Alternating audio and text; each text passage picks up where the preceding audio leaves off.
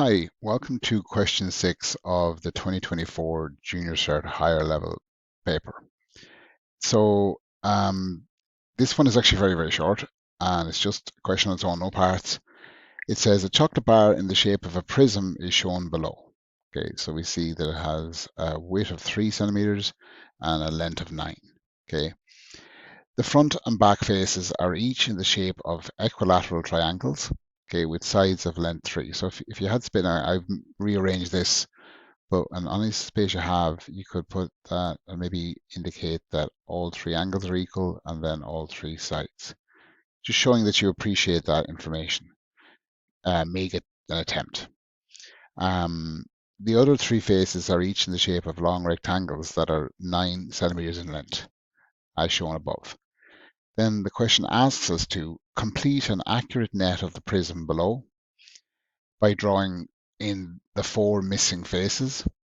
One of the triangular faces has already been drawn, so I see it over here. Each small square in the grid has sides of length 1 centimeter.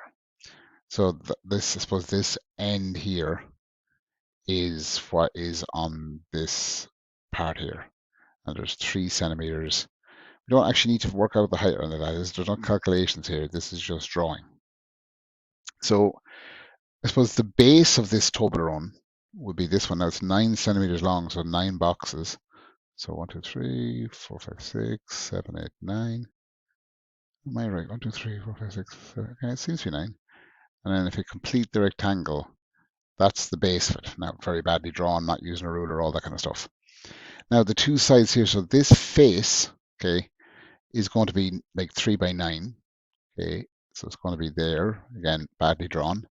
The face on the back, okay, if you laid it out, is going to be here. Now, if you can imagine this is a kind of it's a tricky thing to do. If you folded this back up and this back up, they'd create that like triangular prism, whatever. Now the other side here is something we might easily forget.